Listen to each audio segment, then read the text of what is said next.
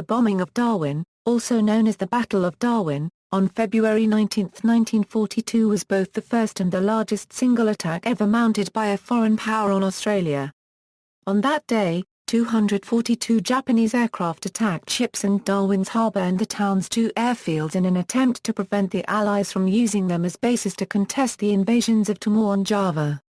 The town was only lightly defended and the Japanese inflicted heavy losses upon the Allied forces at little cost to themselves.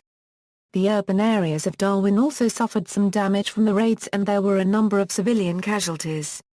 The raids were the first and largest of almost 100 air raids against Australia during 1942. 43. Background. In 1942, Darwin was a small town with limited civil and military infrastructure. Due to its strategic position in northern Australia, the Royal Australian Navy and Royal Australian Air Force had constructed bases near the town in the 1930s and the early years of World War II. Darwin's pre-war population was 5,800. As early as August 1941, Darwin had been a key in the South Pacific air ferry route designed to avoid routes through the Japanese Mandate in the Central Pacific for bomber reinforcement of the Philippines. The first flight to use the route occurred when 9 B-17D bombers of the 14th Bombardment Squadron left Hawaii on September 5 and passed through Darwin 10 September 12. By October 1941 plans were underway to position fuel and supplies with two ships, including USAT Don Esteban, being chartered and actively engaged in that purpose when war came. By November 1941 Australia had agreed to allow the establishment of training bases, maintenance facilities, munitions storage, communications, and improvement of airfields, including at Darwin, to meet the needs of the B-17 bombers in Australia. Following the outbreak of the Pacific War in early December 1941, Darwin's defences were strengthened.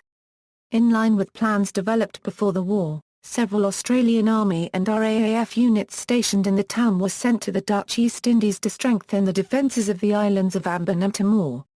The improvised plan for support of the Philippines and the Dutch East Indies that was completed in Washington on December 20, 1941 by the U.S. Army General Staff envisioned Darwin as the hub of transshipment efforts to supply those forces by landing supplies at Brisbane, overland shipment to Darwin, and then onward by air and blockade-running ships. The reality was transport to Darwin by sea was necessary and thus supplies and shipping intended both to build the Darwin base and to support both the Java and Philippine forces were gathered in Darwin and the vicinity. In the 2 months before the air raids, all but 2,000 civilians were evacuated from the town. Japanese submarines I-121 and I-123 laid mines off Darwin in January 1942. By mid-February 1942 Darwin had become an important Allied base for the defense of the DEI. The Japanese had captured Ambon, Borneo, and Celebes between December 1941 and early February 1942. Landings on Timor were scheduled for February 20, and an invasion of Java was planned to take place shortly afterwards. In order to protect these landings from Allied interference, the Japanese military command decided to conduct a major air raid on Darwin. On February 10 the Japanese reconnaissance aircraft overflew the town, and identified an aircraft carrier, 5 destroyers, and 21 merchant ships in Darwin Harbour, as well as 30 aircraft at the town's 2 airfields. Among the ships in harbour were those returned the morning before the attack from the convoy escorted by USS Houston involved in the failed effort to reinforce Timor. Houston had departed for Java but left Mauna Loa and the Mayaks which had attempted to transport Australian troops to Timor, and the U.S. Army transports Portmar and Tulagi which had embarked a U.S. infantry regiment at Darwin. Prelude. Opposing forces equals. Despite Darwin's strategic importance to the defence of Australia, the city was poorly defended. The Australian Army's anti-aircraft defences comprised 16 QF 3.7-inch AA guns and 2 3-inch AA guns to counter aircraft flying at high altitude and a small number of Lewis guns for use against low-flying raiders. The crews of these guns had conducted little recent training due to ammunition shortages. The air forces stationed in and near the town comprised No. 12 Squadron, which was equipped with CAC Wirraway advanced trainers, and No. 13 Squadron which operated Lockheed Hudson light bombers. 6 Hudsons, 3 from No. 2 Squadron and 3 from No. 13 Squadron also arrived at Darwin on February 19 after having been evacuated from Timor. None of the 6 Wirraways at Darwin on the day of the raid were serviceable. At the time of the event, there were no radars functioning to provide early warning of air raids, and the town's civil defences were dysfunctional. The Low Commission, which was appointed to investigate the raids shortly after they occurred, was informed that the Australian military estimated that Darwin would have needed 36 heavy anti-aircraft guns and 250 fighter aircraft to defend it against a raid of the scale which occurred on February 19. In addition to the Australian forces, 10 United States Army Air Force's Curtiss P-40 Warhawks were passing through Darwin en route to Java on the day of the attack. The P-40 pilots had little experience with these aircraft and had not previously seen combat. A total of 45 Allied warships and merchant vessels were in Darwin Harbour at the time of the raids.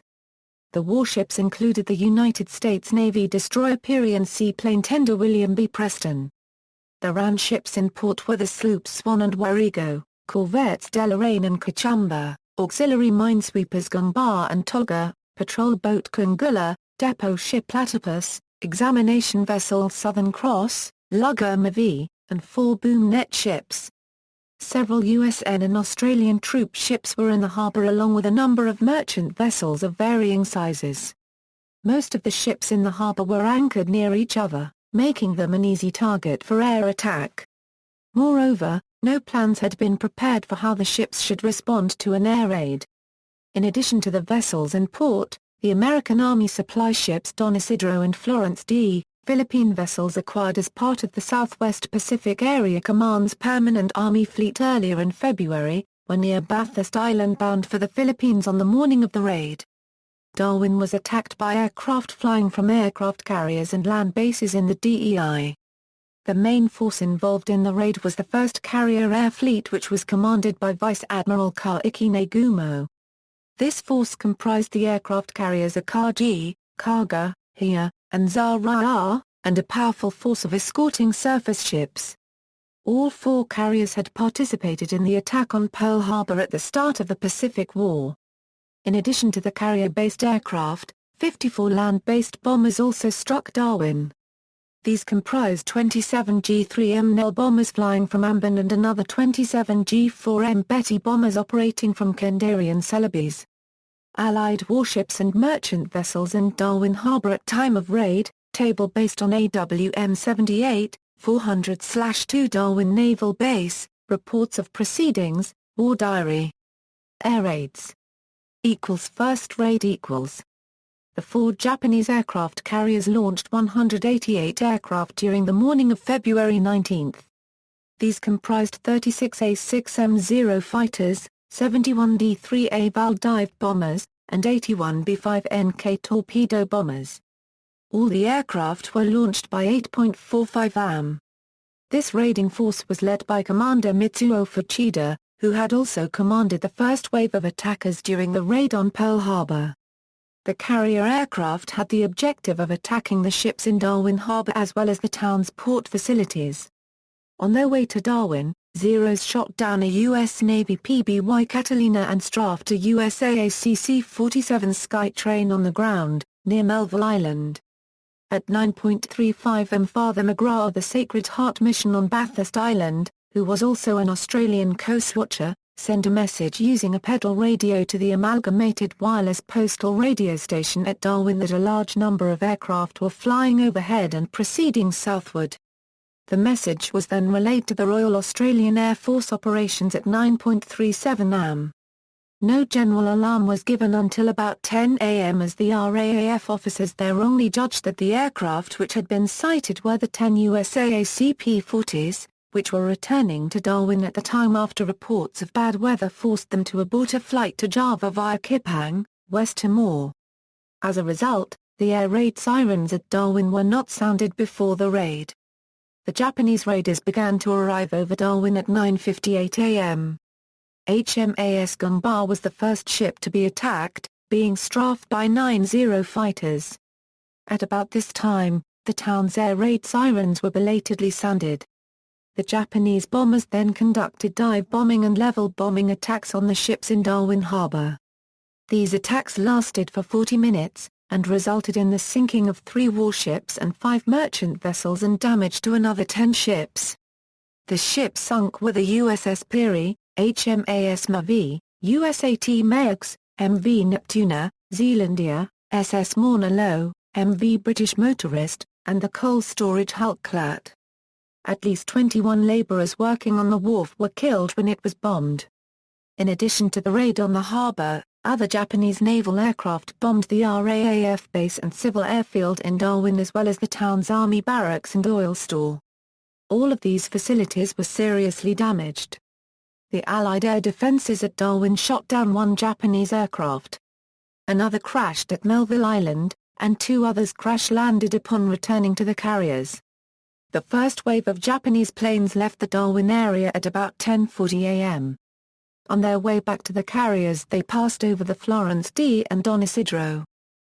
Second raid the second wave of 27 G3M and 27 G4M land-based bombers arrived over Darwin just before midday.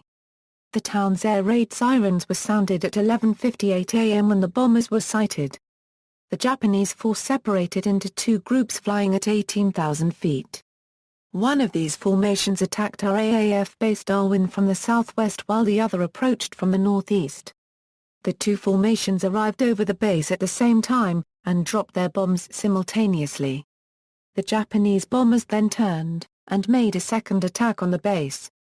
Due to defective fuses, the Australian heavy anti-aircraft gunners were unable to damage the high-flying Japanese aircraft. The bombers left the Darwin area at about 12:20 p.m.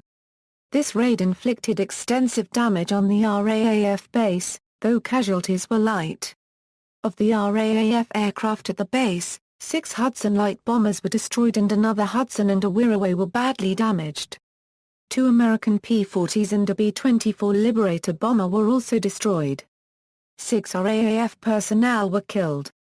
The Japanese carrier force launched a small number of D-3A dive bombers during the afternoon of February 19 to attack the Florence D and Don Isidro. Don Isidro was the first of these 2 ships to be attacked, and was rapidly sunk 40 kilometers north of Melville Island. 11 of her 84-strong crew were killed. The dive bombers also attacked Florence D and sank her off Bathurst Island with the loss of 4 crewmen. All of the survivors from Don Isidro were rescued by the corvette HMAS Warrnambool on February 20. Some of Florence D''s survivors landed on Bathurst and Melville Islands while the remainder were rescued by Warrnambool on February 23. Among the survivors of Florence D were the rescued crew of a U.S. Navy PBY piloted by then-Lieutenant Thomas H. Maurer, who was later to become chairman of the United States Joint Chiefs of Staff. Admiral Halstead, strafed and with plates damaged by near misses, was brought to the pier where U.S. Army volunteers along with survivors of the U.S. and Philippine vessels helped unload her 14,000 drums of aviation gasoline. Aftermath. Consequences.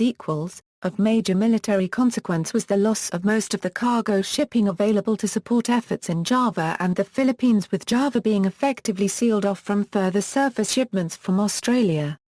The air raids caused chaos in Darwin, with most essential services including water and electricity being badly damaged or destroyed. Fears of an imminent invasion spread and there was a wave of refugees, as half of the town's civilian population fled inland. There were reports of looting, with provost marshals being among the accused. According to official figures, 278 RAAF servicemen were considered to have deserted as a result of the raids, although it has been argued that the desertions were mostly the result of ambiguous orders given to RAAF ground staff after the attacks. Following the second Japanese air raid, the local RAAF wing commander Stuart Griffith summoned his senior administrative officer, squadron leader Swan, and gave a verbal order that all airmen were to move half a mile down the main road and then half a mile inland. At this vague rendezvous point, arrangements would be made to feed them. The order led to utter chaos. In being passed by word of mouth from one section to another, sometimes with officers present and sometimes not, it became garbled to the extent it was unrecognizable against the original. In its ultimate form it was interpreted, especially by those desiring such an interpretation, of an impending order for immediate and general evacuation of the area. Highly exaggerated rumors of an impending Japanese invasion had already reached a base from the town and spread quickly among those wanting to believe them. In the absence of restraint, men gathered their belongings and abandoned their stations. While the Northwest Area staff could see what was happening and issued countermanding orders. The damage was done and hundreds of men were already beyond recall. The Australian Army also faced difficulty controlling some of its own troops from looting private property, including furniture, refrigerators, stoves, pianos, clothes, and even children's toys due to the breakdown of law and order after the bombing and the ensuing chaos. Many civilian refugees never returned, or did not return for many years, and in the post-war years some claim that land they owned in Darwin had been expropriated by government bodies in their absence. Casualties and damage equals, the number of people killed during the 19th February raids is disputed. The Low Commission, which investigated them in March 1942, estimated 243 victims but, assuming a few were unidentified, concluded I am satisfied that the number is approximately 250 and I doubt whether any further investigation will result in ascertaining a more precise figure. Mr. Alderman concluded that the following were, as nearly as he could ascertain the correct particulars of the deaths. Most of the authors quoted below do not cite the primary source documents used to annotate the above table. Some researchers and government officials, including John Bradford, Dr. Peter Stanley, Tom Womack, Paul Rosenzweig, and Rear Admiral Kevin Scarce have said there were 262 fatalities. However, a plaque unveiled in Darwin in 2001 gave the total as 292. The plaque indicated 10 sailors had been killed aboard the USS William B. Preston, but the U.S. Navy said there were 13 fatalities, and Peter Groves, author of An Awkward Truth, said 15. He wrote. With the William B. Preston total corrected to 15, a figure of 297 known dead is the best count anyone is likely to achieve. The full death toll is likely to be a little over 300, perhaps as many as 310 or 320. In 2000, Darwin historian Peter Forrest, who spoke to survivors and researched the attacks for an unpublished book, said, "The first Japanese air raids on Darwin probably killed more than double the official figure of 243, but by 2002 had lowered his estimate to anything up to double the 243. Other estimates put the toll far higher. One soldier who was there claimed to have seen barges filled with bodies towed out to sea. A member of one of the burial teams recounted seeing uncounted bodies shoved in a large hole dug by a bulldozer. According to some sources, former Darwin Mayor Jack Burton estimated 900 people were killed. Harry Macready, who helped rescue survivors and recover bodies in the harbour, said, "We definitely estimate over 1,000. Rex Rult, one of the soldiers attacked that day, says that a few days after the raid he was told over the field telephone that Army intelligence estimated 1,100 were killed." According to an AP article about the 50th anniversary of the attack, some estimates say as many as 1,000 died. Bradford and Forrest said they spoke to survivors who estimated as many as 1,500 people died. Stanley, Groves, Rosenzweig, and Tom Lewis rejected such numbers. The former said it was certainly not the 1,024 claimed recently in unsubstantiated reports, and the Groves wrote numbers such as 1,100 are fancifully high. By contrast, there is less dispute over the number of injured during the attacks. The Low Commission estimated between 300 and 400 people were wounded. Lewis said the number was over 400, about 200 of which were seriously injured. Womack wrote that 311 were wounded. Australian military historian Chris Coulthard-Clarke put the total between 250 and 320. Groves wrote, "If 900 or 1,100 died, why were the numbers of injured so low? The count of the injured is more accurate, because they were treated in hospital or shipped out aboard the Manunda, a hospital ship. The hospitals and Manunda noted names and numbers of those they treated. Myths and inaccuracies equals, the Japanese raid was unlike the attack on Pearl Harbor in that it was launched against a nation that had already declared war on Japan. It was similar in that it was a successful aerial surprise attack on a naval target that came as a great shock to the attacked nation. While the number of bombs dropped on Darwin by 205 bombers, exceeded those dropped on Pearl Harbor weighing 133,560 kilograms by 273, loss of life was much greater at Pearl Harbor than Darwin due to the presence of capital ships and the catastrophic loss of a single battleship, the USS Arizona, and its 1,177 men. A frequently repeated myth is that the Australian government downplayed the damage from the bombing raids on Darwin, in a cover-up. The newspapers of the day disprove this claim. On the day of the attack, the Prime Minister is quoted on the front pages of most newspapers. Damage to property was considerable, he said, but reports so far to hand do not give precise particulars about the loss of life. The government regards the attacks as most grave, and makes it quite clear that a severe blow has been struck on Australian soil. Further Japanese raids After the massive February 19, 1942 Japanese raid, the Northern Territory and parts of Western Australia's north were bombed 62 more times between 4 March 1942 and 12 November 1943. One of the heaviest attacks took place on June 16, 1942 when a large Japanese force set fire to the oil-fueled tanks around the harbour and inflicted severe damage to the vacant banks, stores and railway yards. The Allied navies largely abandoned the naval base at Darwin after the initial February 19 attack, dispersing most of their forces to Brisbane, Fremantle, and other smaller seaports. Conversely, Allied air commanders launched a major build-up in the Darwin area, building more airfields and deploying many squadrons. The 4 IJN aircraft carriers that participated in the bombing of Darwin were later sunk during the Battle of Midway in June 1942. Commemorations A memorial ceremony is held every year on February 19 at the Cenotaph in Darwin. At 9:58 a.m., a World War II air raid siren sounds to mark the precise time of the first attack. The raid is also portrayed in the 2008 film Australia as a major plot event. See also, Axis naval activity in Australian waters, Battle for Australia, Christmas Island invasion, Darwin Military Museum, Gunner, Hawaii to Yoshima, list of shipwrecks in February 1942 February 19 for Don Isidro and Florence D. Information, proposed Japanese invasion of Australia during World War II.